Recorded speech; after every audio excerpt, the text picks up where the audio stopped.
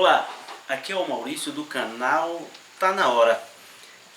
As chuvas que caíram nesta tarde de domingo causaram muitos danos aos moradores aí da Trajano Martins e também aos comerciantes da rua João da Silva Valente. Informações que obtivemos lá dos populares que devido ao serviço não concluído do açude velho, ocasionou todo esse transtorno.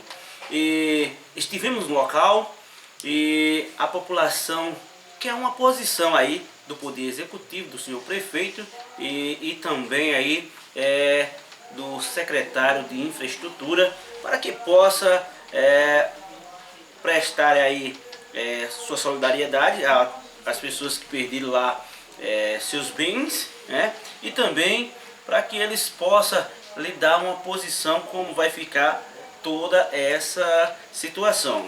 Vamos acompanhar aqui alguns vídeos, para que vocês possam ver aí todo esse transtorno que foi ocasionado devido às chuvas, nessa tarde de domingo.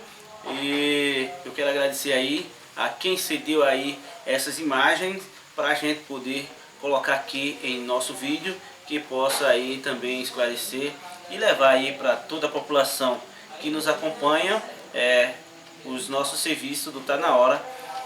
Valeu, vamos lá. O canal Tá Na Hora vem registrando aí os estragos que a chuva fez aqui na cidade de Itatuba. Estou aqui na casa de Neguinho e olha só o poder da água, a destruição, vários, o armário aqui, o guarda-roupa, tudo. Olha só o buraco que foi feito aqui. Segundo a população aqui, queria apenas a presença aqui de alguém da prefeitura, pessoas responsáveis aí, que pudesse vir aqui e dar aí a essa população uma resposta, A gente sabe, todos sabem, e vocês também sabem, porque aconteceu esse desastre aqui na maioria das casas que segue aqui essa vala que vem aí do açude, do antigo açude velho, que foi aterrado, e infelizmente a obra prejudicou aqui a população. E agora esperamos aí o que a prefeitura vai fazer, o que a prefeitura aí pode também contribuir e ajudar essas famílias, porque infelizmente prejudicou aí muita gente. Se você ver aqui o estrago que tá aqui na casa, vocês podem ver aqui, ó.